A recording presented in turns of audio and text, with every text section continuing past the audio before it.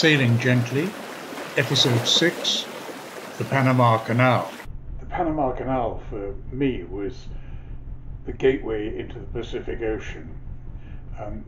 The canal as such had never been a great ambition. I'd never particularly wanted to see it, but getting into the Pacific Ocean was something which I frankly never imagined I would do, following the footsteps of Cook and Bligh and all those wonderful sailors.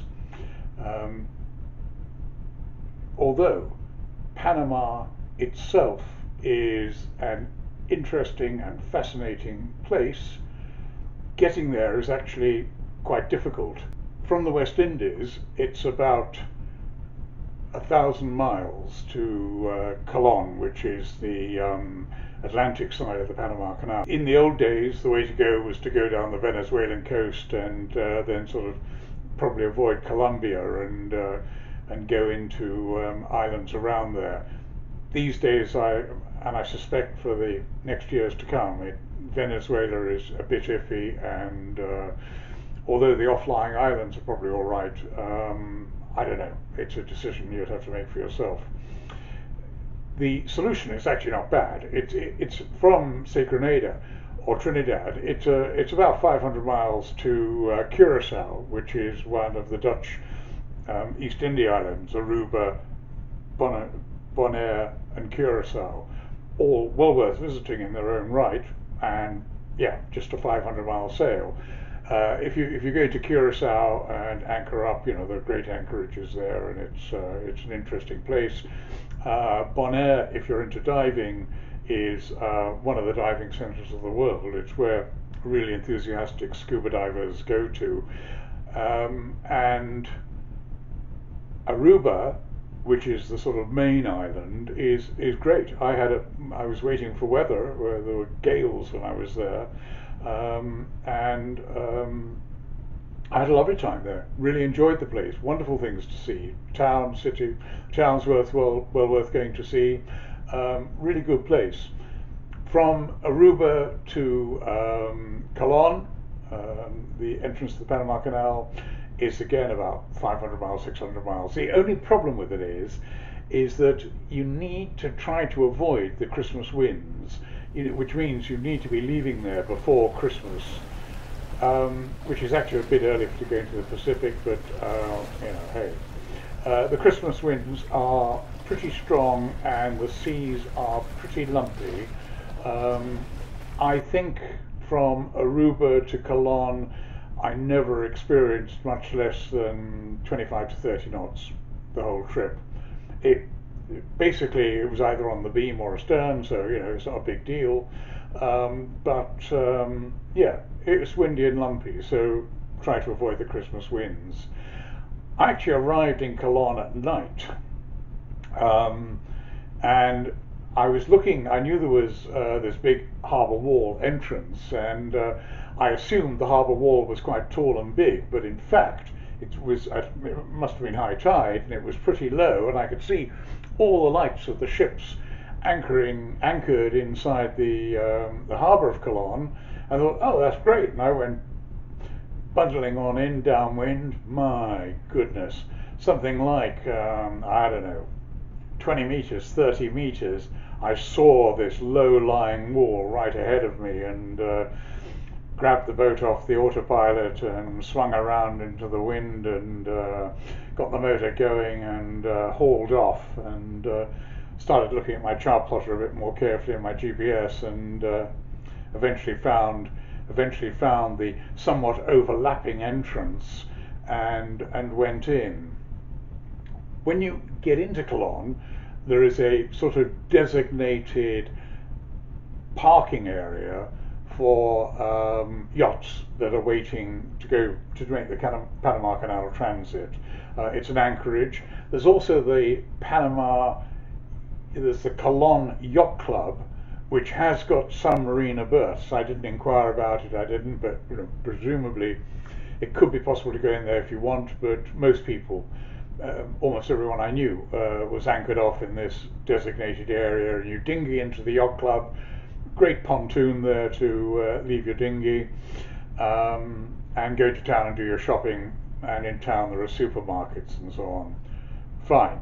So that's got you to Kalam, and Kalam is where you will do all the paperwork in order to do your transit.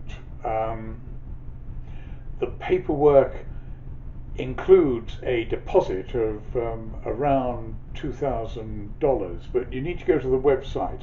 You need to go to the Panama Canal website and check out what the prices are, because they do vary and they do change each year. But there is basically a deposit which is there in case something goes wrong and you don't make it through the canal and they have to use one of their tugboats to haul you out. It's described as it's described as a deposit in case you damage the canal fittings. The reality is, if you need a tow, if you need help or whatever, they're going to deduct that at commercial prices from your deposit before you get it back. I got my deposit back about 3 months after I'd completed the transit, and they paid it directly into my bank account. You can do it all through bank accounts, including the payment for going through. There is a requirement to have 4 120-foot lines with loops on the end, and you're not going to have those, but the Yacht Club at Kalam has got 2 or 3 sets, and you just pay them a deposit, pay them a hire fee, and you hire the lines from them. It's also a requirement to have 4 line handlers. If you were like me, at that stage I was single-handed. It meant I needed 4 more people, because that's 4 line handlers plus the person on the helm, or the skipper. That's also not a problem, because like all the other yachts, most of us want to go through the canal once on somebody else's boat just to see what it's like before we take our boat in there. And make no mistake about it, boats get damaged in there. 2 or 3 boats every 12-month period do get sunk doing it, or so badly damaged that they can't be repaired, or they have to remain in Kalam for a long, long time. It is a big, heavy commercial locking system, and if anything goes wrong, it's designed to withstand big ships, not little plastic yachts or wooden yachts like ours. So that's what the deposit's for, that's what the lines are for, and the fee is for, and it's a good experience. A little bit to describe what the canal system is like is, it isn't really a canal at all. At the top of this sort of Panama Isthmus, there is a series of lakes, and it's 30 miles across the lakes from the Atlantic side of the lakes to the Pacific side of the lakes. On either side of the lakes, there is a flight of 3 locks going up, and then on the Pacific side, 3 locks going down. Each lock is interestingly a double lock, because they have a water problem. In order to fill the top locks, they have to use the water out of the lakes, so they want to use as little as possible. And part of the very clever construction was they designed the water so that they could pump the water out of, say, the top lock into the lock beside it, where there's a ship going down. So if you're a boat that's going up, water is pumped, your water is received from the one that is going down, so they pump it across. So that way they're able to operate with minimum usage of water from the lakes. So it works like this.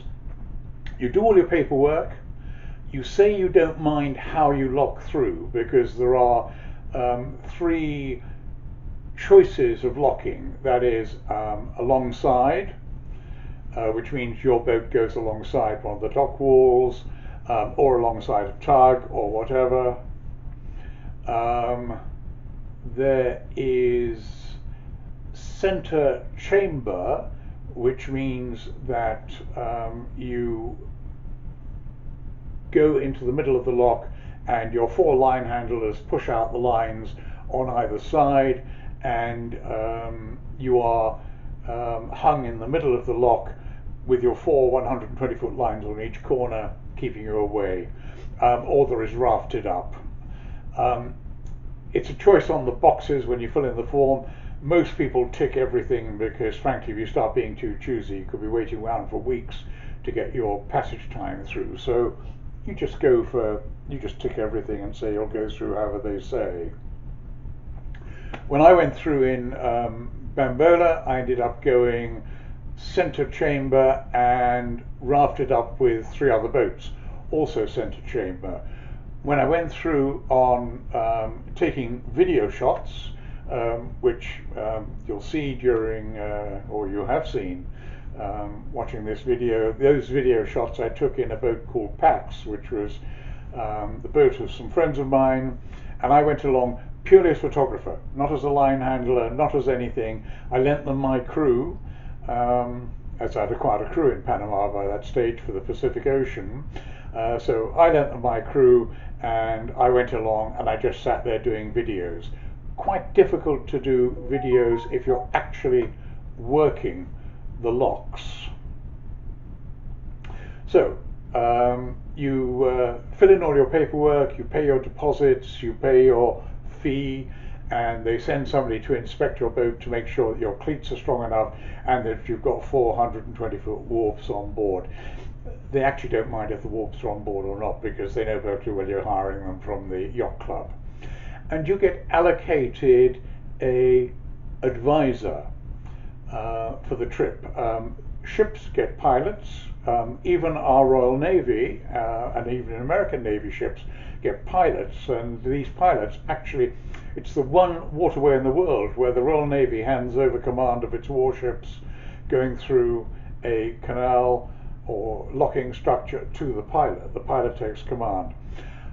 Our advisors, however, don't do that. Our advisors simply advise. They take no responsibility for the safety of the boat. They take no responsibility for anything at all. If anything goes wrong, it's down to you as the skipper. But in fact, they do run it. The first thing they do is to come down, take command of your VHF radio, make communications with port control, and start giving you orders. And they're very nice guys. You just obey all the orders. You have to feed them and you have to water them. So some people buy stacks of fruit and vegetables. You have to give them an endless supply of water. So you bring bottled water. And you have to give them 2 meals, and if you don't, then you incur. You can not feed them, but they'll bring along their own food, and you of course have to pay for it. So that's the advisors. So it's quite exciting actually. You get up at dawn in the morning.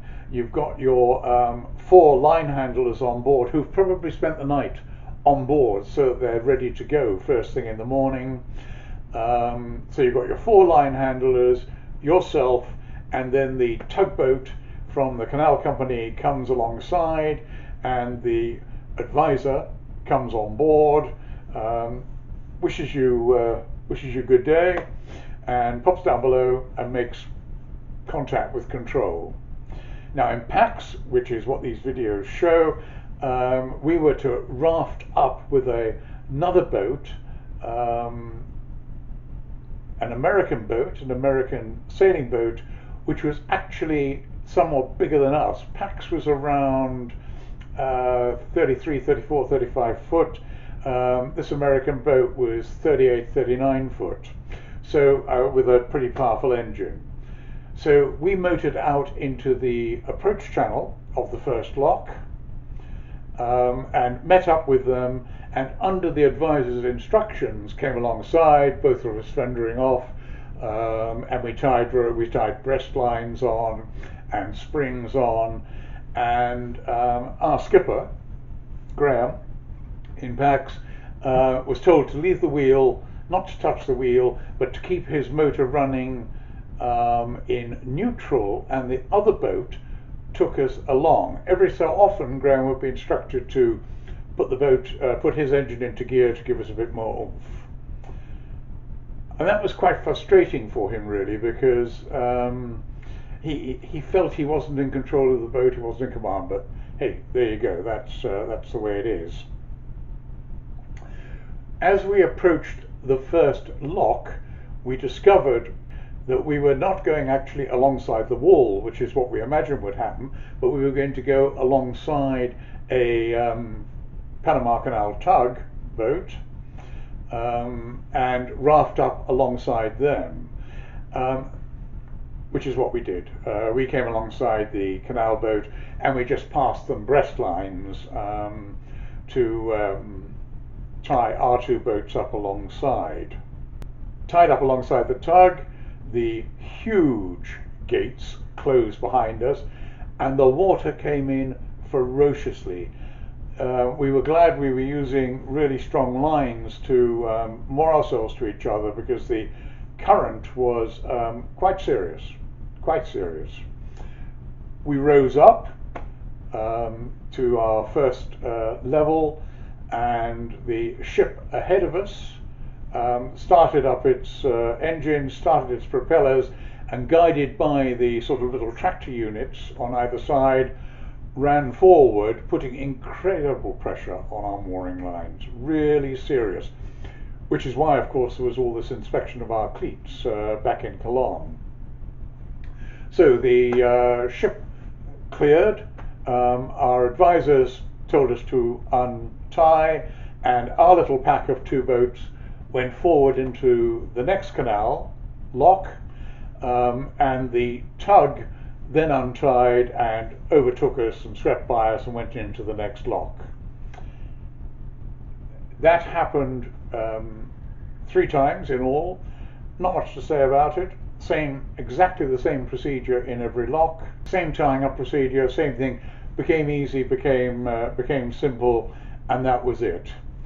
We then exited the last lock and got into the lakes, where we untied and separated the 2 yachts, because the American yacht could steam across the lakes at a good 6 knots, which meant it was able to get to the down set of locks, the down flight of locks, that day. Pax was only capable of about 4.5 or 5 knots, so it meant we were going to have to spend the night in the lakes, which was fine. The advisor took us on a shortcut through a little buoyed channel that was special for the for yachts. There are a lot of islands in these lakes, an awful lot of them. Quite a busy place, full of ships going east and going west. And we spent the rest of the day motor sailing across these lakes until we got to the entrance of the locks on the other side, where we dropped our hook for the night, had some meals, and sat round, drank a few beers, and relaxed, and eventually went to sleep in a beautiful, yet another beautiful Caribbean evening. Our pilot went ashore in his pilot boat. The next morning, the pilot arrives, having been home for his night at home. Comes on board with ice for us, which he'd been rather shocked that we didn't have any ice, so he bought a bag of ice so we could have cold water instead of lukewarm water out of our bottles. And we up anchored and went across to a dockside where we tied up in another pack of 3,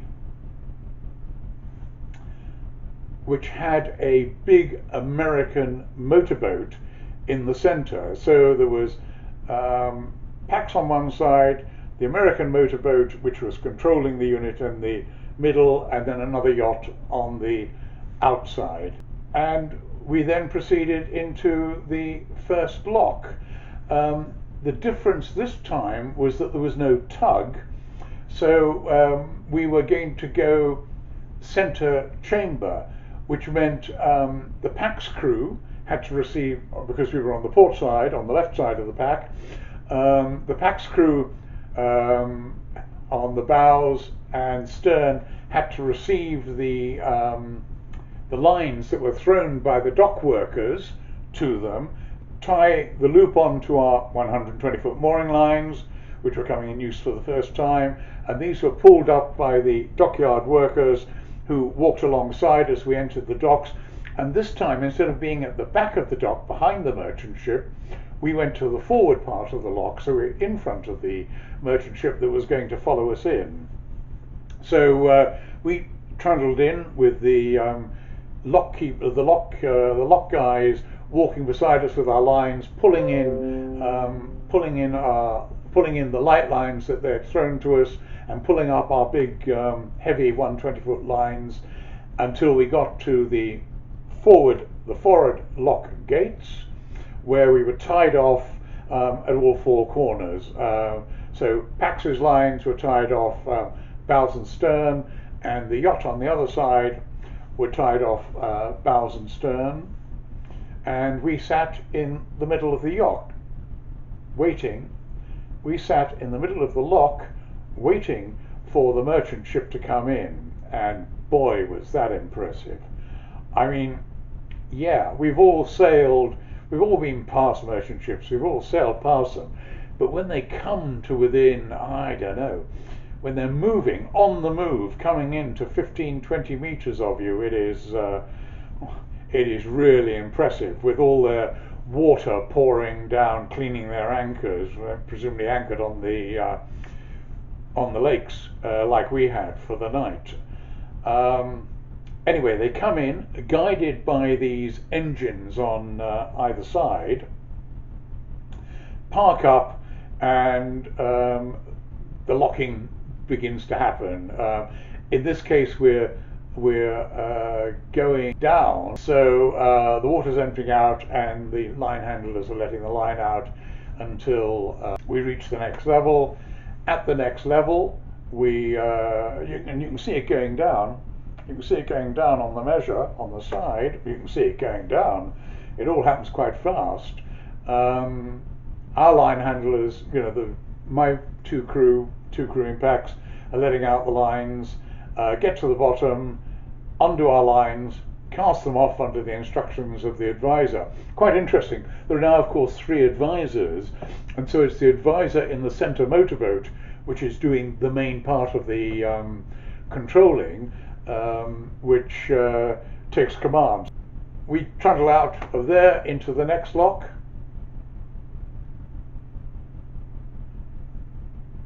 Same thing happens. Throw the line handlers cast lines to us from the dock side, tie onto our lines, send our big lines up onto the docks, get into the middle, go down the next one. Same thing happens.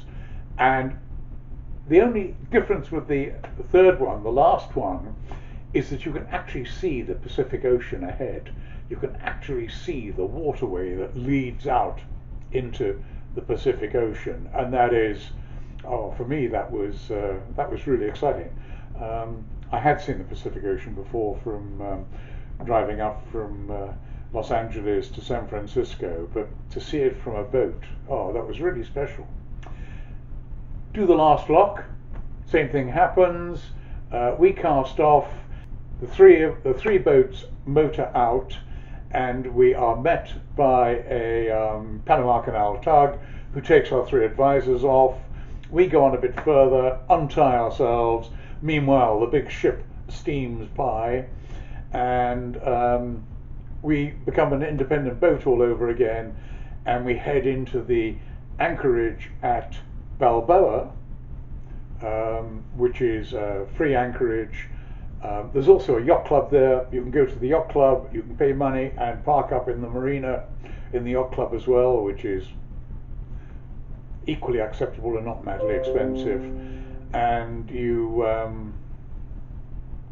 done it. You've got through the Panama Canal. For me, it was more that we'd got to the Pacific Ocean.